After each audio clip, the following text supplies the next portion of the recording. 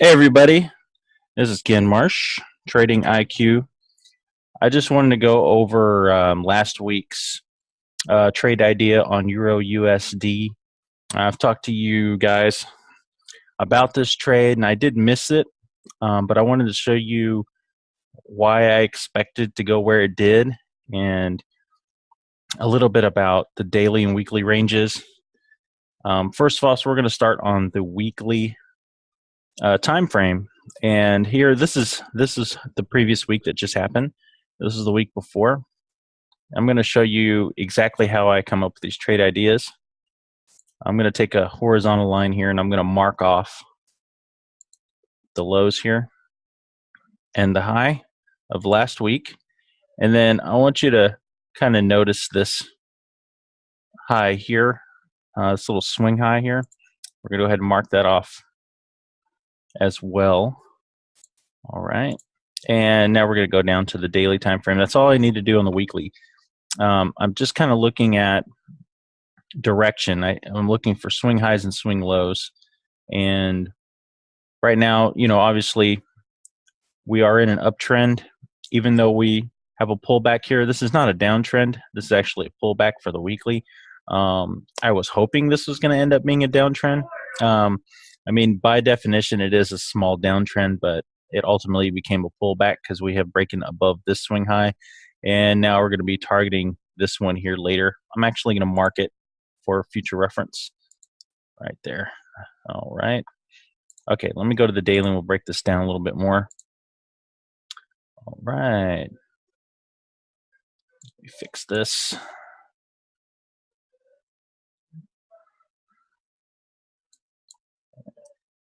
After I fix, to make sure these are all lined up because I'm a perfectionist. All right. Okay, that looks better. Okay, this is the weekly range here from last week. Okay, this was the monthly range or the monthly high. But what we were looking at was I already had a bias to go to the upside because we had already built. If we go back to the weekly, we'd already built this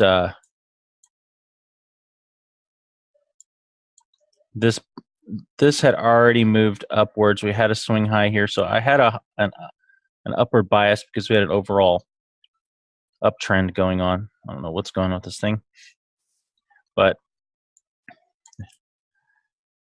there we go. Upward bias. Move to the daily here. And so what I was looking for was this another swing low to happen on the daily time frame. Once we had this, or we started having an indication that we might be slowing down and we might be reversing, that's when I start looking for my trades. These usually happen on Tuesday. The reason why I missed this trade is I thought it was going to happen on Monday because it was a Thanksgiving week, and I really, really expected that. And I entered on Monday and ended up being wrong and took a small loss on the trade. But then when it actually set up on Tuesday, I completely missed it after it already started. And with my strategy, I do not take trades if I miss them. I just let them run, and I just watch them and just see what they do ultimately. But what I'm going to do here is I'm going to show you. I'm going to break it down. All right. Okay, so as you can see, we have our weekly high or weekly low and weekly high here. All right, and this was Monday right here. Now I had originally saw this break of this high here from Friday, and I expected a pullback here, and I entered here, and I thought we were going to continue up on Monday because it was Thanksgiving week. But when I missed it, I was wrong. It stalled out, and then it ended up coming down, just kind of died out because of the because it's a lot of traders aren't in the United States aren't working this week, and it did come down and take me out of the trade. But we still got a nice setup here. right in here. We moved up, we took out this whole range, and then we came back down into a support of that range, and we got our entry right in here. And I like to use fibs for my entries, as most of you guys know. And we just take, when you get a significant move here, you're going to take the low. Sometimes you can take the low from here. It just depends on what you're looking for. I knew that this was the significant range here. You see how the bar started to get bigger and bigger and bigger. And then we spiked out right here during London. So I was just looking for the low from here up to, doesn't matter if I get it there, right there.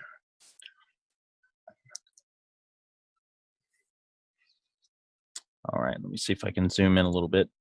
Whoops.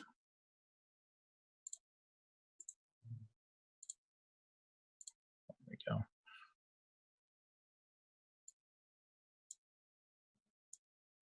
All right.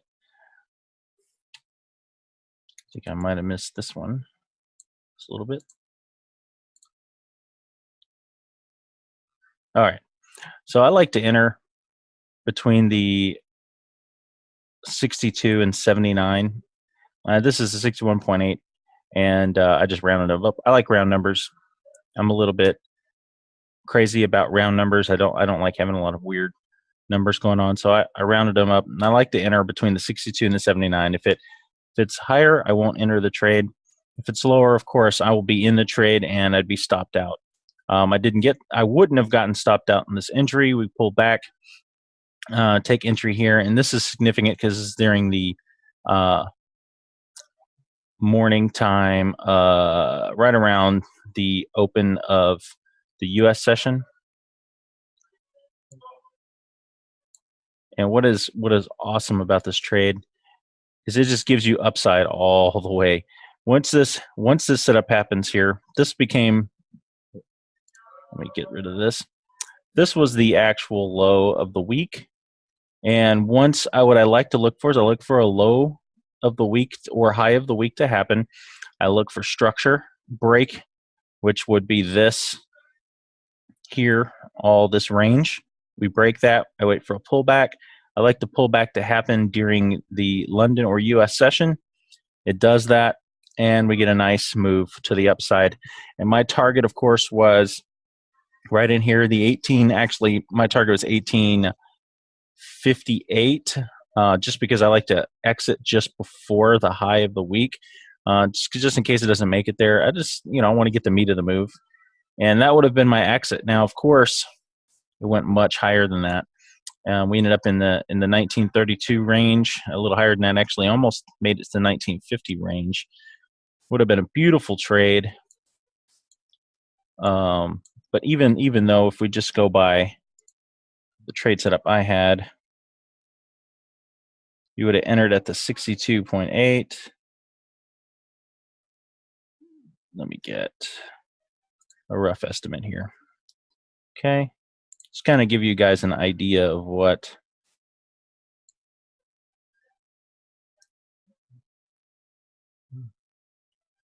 let's see, get about right there. It's close enough. And we were shooting for, let's say we even make it the 1850 ring area, the institutional order or institutional level. Oops, put it too high. That's good enough. Oh, that's why. We'll just go with that. Now, as you can see, let me move this over.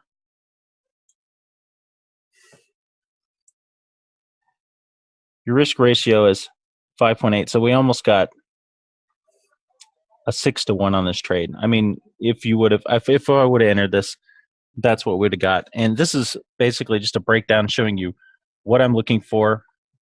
I'm looking for a weekly high or low to form. I look for it to break structure of some kind. It's either going to be out of the range or taking out a swing high.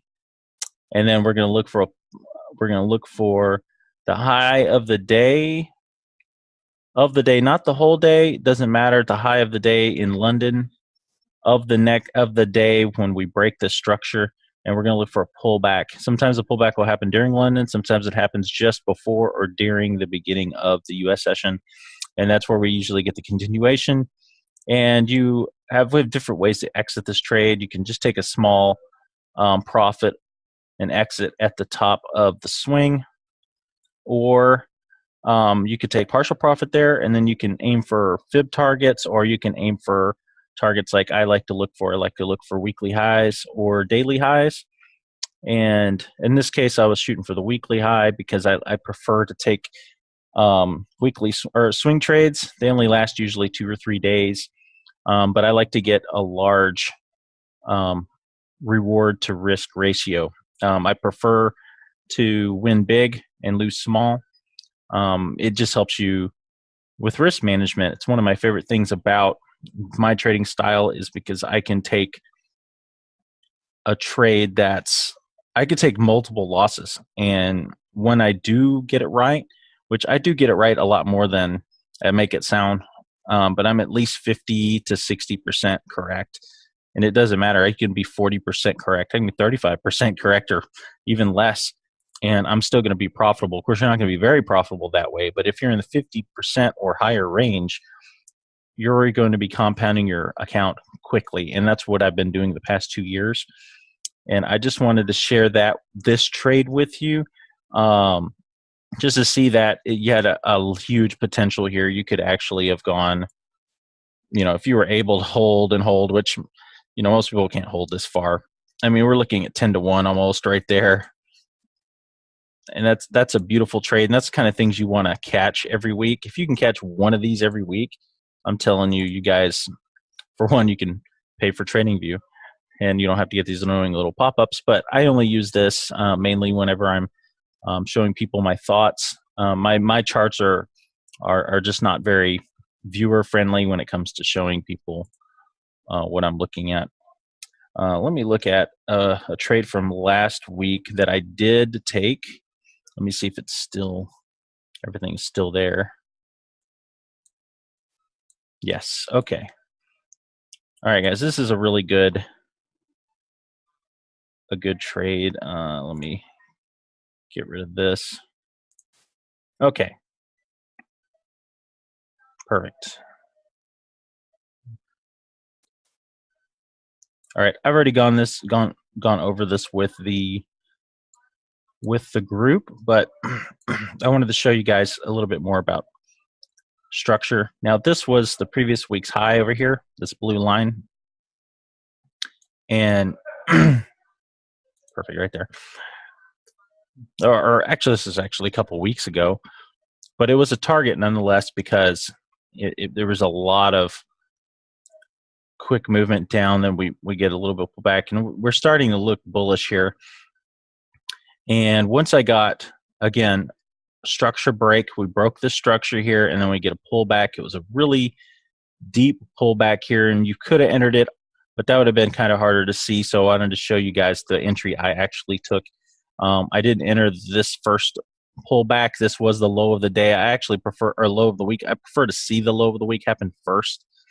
And once this actually happened, if you get the move up, then you look for the pullback. The pullback happens since this is a pound Aussie trade, sometimes your highs and your lows of the day are going to happen at the very beginning of the day. If you're a U.S. trader or any trader, it's going to happen during the Aussie Open. So we get the move down and just waiting patiently. Now, I was already talking about this trade in my group here, but I didn't get an entry and it exploded up. And of course, I felt like I missed it, but I did enter the trade. I waited. It did pull back, and it finally gave me my entry. I'll zoom in here. It finally gave me my entry right in between the 62 and the 79. I entered the trade, and I actually took 2 trades on this. I entered at the 62 and the 70. 0.705. I just barely actually got that on my broker account. Actually spiked a little lower, which entered me into the trade. So I got both my trades filled.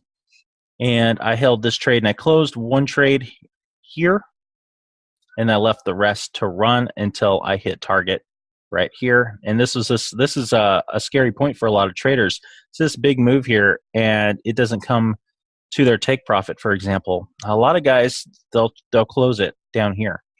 I don't do that most of the time. I let this trade either play out and hit my target, or if it pulls back wherever I've moved my stop loss up. Once I actually take first profit, I move my stop loss up to break even. And if I get a pullback and another big move, I'll move my stop loss below that. And that's how I trail my stops. I like to move my stop loss below each major swing low or swing high, depending which direction I'm going, until I hit target, and we go from there. Now, the reasoning, this is where I can go into detail about my risk management and trade management ideas. Once I get the entry, of course, I have a small stop loss, as you can see. My stop loss is going to be here, and my my entries are going to be here. As you can see, my take profits are much higher, usually at least 3, 4 to 1 or higher. I like 4 to 1 or higher. Sometimes I'll take 3 to 1, but we'll talk about that in another time. I actually had a trade that I ended up making just a little bit of profit because of me holding trades till I hit take profit or my stop loss. But in this case, I didn't hit it. My stop loss was not triggered. I ended up taking profit here. This week, I ended up making $736.50. Doesn't sound like a lot, but I'm also, like I said, I just started trading 2 years ago. Been profitable for a while. So my account started with a $50 account. So taking $736.50 2 years later is actually quite a bit of money, especially when I've taken some of that money out and paid down bills and things like that. But the main reason for this video is to show you guys what I'm looking for when I trade. Now, there's a whole breakdown of my strategy and how I do it, but that's information you get if you're in our group. If you're not in the group, it's okay. I'm going to be putting out these videos to give you an idea of how I use price action. And as you can see, I don't have a ton of indicators on here. I use a fib, and a fib is not something you have to have. It's just something for me to show you guys what I'm looking for. If you notice, this fib comes in line with this right here. Now, some of you guys might know this as a supply or demand area. I'm not a completely 100% a supply and demand trader, of course, but I like to see confluence of, supply and demand areas, support, resistance, fibs, all in one spot. If I see at least 2 of those in one area, I get really excited about a trade. And of course, it has to trigger during a major session. It can't happen in the middle of nowhere, Bill, during the day. It needs to be during the beginning of a major session. And that's what I'm looking for to enter the trade, because that way when you do get to the reversal point, you're going to get a big move out. And that way you're going to hit first target profit quickly. And if it starts meandering around, yeah, you can hold the trade, but if you want, you can get out of the trade and wait for another setup or move to another pair. But the main thing is I like to enter when I'm going to get a big explosive move out of it. That way only a few hours later, I'm taking profit, at least partial profit, and I can move my stop loss. And the key is risk. You don't want risk. And as soon as you get a chance to get out of risk, once you've taken some profit, do that. That way, up here you're taking profit, you're making a little bit of money, you're out of risk now, so you're in profit no matter what, and then you let the trade run. If you get to your take profit, awesome, you had a great week. If you don't, no problem, you still made profit, you didn't lose any money. So when you do lose, when it just explodes through and you end up losing the trade, you're going to lose small. But even when you might be wrong, but you're getting a little bit most of the time when I am wrong, I still get a move up into first target usually, and then I take profit, then it comes down, takes me out for a break even. I still make money. What you're looking for is you want your losses to be small and you want your wins to be big. You don't need a ton of big wins to make any money in trading. And the biggest problem that people have when it comes to risk management or trade management in general is they're trying to win big all the time or win it, period. They're always focused on winning, winning, winning, and profit, and profit, and profit. That's not what it's always about. There are some guys that can do that, but it's easier this way. You learn price action, which I teach in my group. And once you understand what I'm looking at and what you need to be looking at, and understanding what these candles are doing, because all these candles are orders that were already filled. Once this big candle happens, it's done. That doesn't always mean it's going to keep moving up. It usually will go up, but you're going to get a pullback. My strategy is to help you find the highest probability pullbacks to enter to go up. That's what we're looking for. So that's it for today. I just wanted to get this out there, get a video started. I'm sorry it's dark if you can see my camera. I have the lights off, so it looks kind of scary. But hopefully you learned something from this. I'm going to be doing these regularly so you can get an idea of how I use price action and how we do it in a group. And hopefully you guys are going to stick with me and learn this stuff. Now, I'm not saying this is all stuff I learned on my own. If you watched my previous video, I learned some of my information from iMarkets Live, and a lot of the information, the basic information you're going to need to learn how to trade is there. But I also have a mentor. I've also paid for some education just to help me hone my skills, because I wanted to be at least 50% or higher in win to loss ratios.